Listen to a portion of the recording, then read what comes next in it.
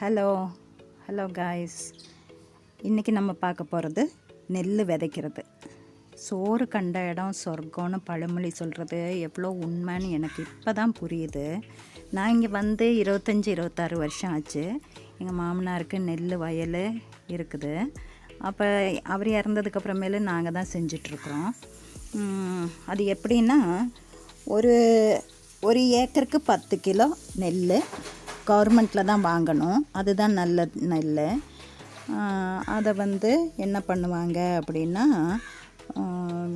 விதைக்க போகிற நெல்லை வந்து சாக்கு பையில் போட்டு, சணல் சாக்கு இருக்குல்ல, அதில் போட்டு 12 மணி நேரம் ஊற விடணும்.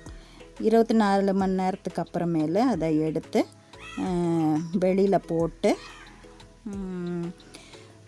ஆவி கொள்ளிக்குவா அப்படின்வாங்க. அது ஒன்று தரையில் போட்டு அதுக்கு மேலே சாக்கு போட்டு கொஞ்சம் நேரம் அதை அப்படி வச்சுட்டு தண்ணியை தெளித்து இருக்கணும். அது வந்து முளை விட்டுருக்கும். முளை விட்டதை வந்து நம்ம விதைக்கணும். ரொம்ப நேரம் ஊற விட்டுறக்கூடாது. கரெக்ட் டைமில் எடுத்து அதை விதைக்கணும். ஏன்னா ரொம்ப நேரம் ஊறினா அதுக்கு விற்று விதைக்கும்போது, நெல் விதைக்கும்போது அது கமுந்து போயிடும். ஒன்றோடு ஒன்று பிணைஞ்சு இருந்துட்டால் அது வந்து தனித்தனியாக விழுகணும்.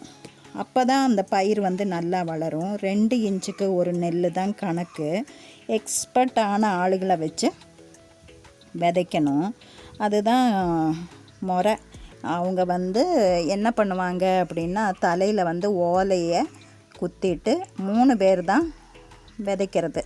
ஒரு ஏக்கருக்கு 3 பேர் நின்று விதைப்பாங்க. அது 3 பேர் தலையிலையும் ஒரு ஓலையை வச்சுட்டு, ஏன் அப்படின்னா ட்ரினிட்டியோட அர்த்தமாக எல்லாத்தையுமே ப்ரேயர் விதைக்கிறாங்க மூலமாக தானே எல்லாமே செய்கிறது. அதனால் ட்ரினிட்டியாக அடையாளப்படுத்திட்டு அவங்க வந்து நல்லா வீசி அங்கேயும் இங்கேயும் அதுக்கு ஒரு ஸ்டைல் இருக்குது. அந்த ஸ்டைலில் தான் அவங்க வீசி செய்கிறது. அதே இது அடுத்தது பெண்களுக்கும் நாற்று நடுறதுக்கு அவங்களுக்கும் ஒரு கூலி கொடுக்கணும். அதுக்கேற்ற மாதிரி தான் இவங்க அந்த டெக்னிக்கை இது பண்ணுவாங்க. அவங்களுக்கும் ஒரு கூலி கொடுக்கணும், அவங்களுக்கும் ஒரு வேலை கொடுக்கணும். அதெல்லாம் இவங்களும் தம்மில் அட்ஜஸ்ட்மெண்ட்டு அப்படியும் செய்வாங்க. அது மட்டும் இல்லை, பெண்கள் வந்து வயலில் ஏறி இறங்கி அந்த நாற்றை மிதித்து வயலில் ஒரு மிதித்து பெண்கள் ஏறி இறங்கினா தான் அந்த வயல் வந்து நல்ல செழிப்பாகவும் நல்ல நாற்றும் நல்ல அறுவடையும் கொடுக்கும்னு சொல்லுவாங்க பழைய காலத்தில். இப்போ இன்றைக்கி இது விதைச்சி முடித்தாச்சு.